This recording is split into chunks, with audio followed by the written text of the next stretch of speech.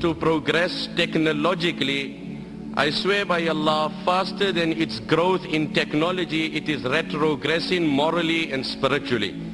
While life seems to become easier theoretically, in theory when you analyze life today, we have such advanced modes of transport, such easy ways of communication. In theory, life seems easier than previous times, but practically life has become more challenging than the previous times. Tension, depression and frustration has, wallah, become the order of the day. Happiness, joy and prosperity is something of the past.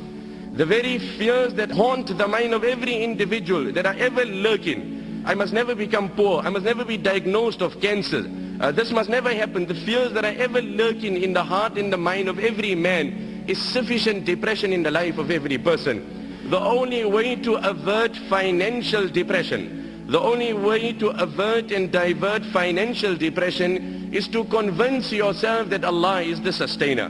When you've convinced yourself that Allah is the sustainer, now the fluctuation in the currency, the fake predictions of the economists, the competitors in the market will not make a difference to you. So this is the modern day poverty. That in the midst of affluence there is no joy. In the midst of comfort and luxury there is absolutely no joy.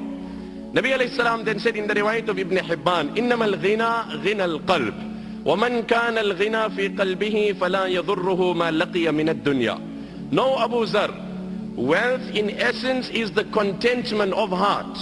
And no Niagara Falls and no Victoria Falls can give you that contentment that is divine from Allah. وَمَنْ كَانَ الْغِنَى فِي قَلْبِهِ. The one who has contentment in his heart, فَلَا يَضُرُّهُ مَا لَقِيَ مِنَ الدُّنْيَا. Then no amount of calamities and tragedies will harm this man, will depress this man. Nothing in this world will depress this man. Like they say, money can buy a house but not a home. Money can buy you a bed but not sleep. Person can be sleeping, on water bed, as they say. Insomnia is a medical condition that's only growing in the world. Deprived of sleep. And on the other hand, there is a beggar, a pauper, sleeping under the tree in mid-traffic. The people are driving, people are busy, engaged, and he's enjoying the divine sleep of Allah in the shade that Allah has provided. I swear by Allah, the greatest contributing factor to depression is guna. Ask that young boy who after he takes a pill and he's on a bus and he's on cloud 9 and he's floating somewhere else, as soon as he becomes sober, he goes through such depression that he's left with one of two options. Either he commits suicide or takes a pill again. There's no other choice in the life of that young boy. This is nothing. These antidepressant tablets, that is escapism. You are hiding the reality. You are disguising and camouflaging. You are not solving. You are not soothing. It's like a person went to a particular motor mechanic. He had a problem in his car. He says, you know what, as I'm driving there's this very strange and peculiar sound coming out and I can't trace the problem. So the motor mechanic had a look at the car, but he couldn't trace the problem. He says, you know what, I can't really find anything, but I got a way out. I can solve the problem for you. If it really bothers you while driving, just put your radio a bit louder. If the noise bothers you, just put your radio, and I promise you your problem will be solved without any money. I swear by Allah, that is antidepressant tablets.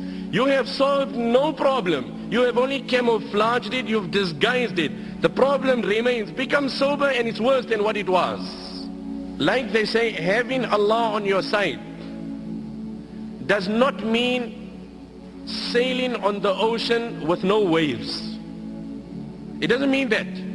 But having Allah on your side means sailing in such a ship which no storm can sink. That is what it means. It doesn't mean you will not have storms. You will have storms, you will have waves. But when you have Allah on your side, no storm will sink that ship. It is contentment. Grab onto it. I swear by Allah, if you have it, you're a king without a throne also. What did the Nabi of Allah say? وَمَنْ كَانَ الْغِنَى فِي قَلْبِهِ. He who has contentment in his heart, فَلَا يَضُرُّهُ مَا لَقِيَ مِنَ الدُّنْيَا. No calamities of this world will depress him. It does not mean when a man has contentment, calamities will not come. No, Allah will give him the strength to react differently. He will not get emotional by situations. Allah gives you the ability to focus on the reward promised in that challenge in Akhirah. My brother, you have tasted the fake pleasure. You've seen how it has deceived you. I call you in this gathering and I invite you and I implore you.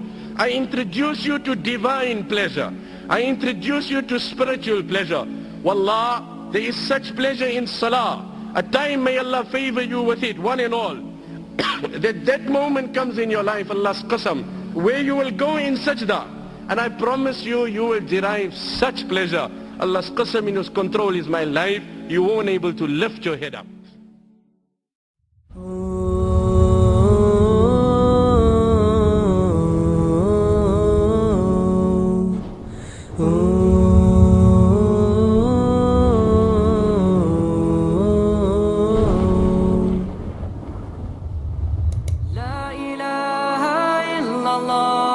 Muhammadun Rasulullah alayhi salatullah wa alihi wal ahibba. La ilaha illallah Muhammadun Rasulullah alayhi salatullah wa alihi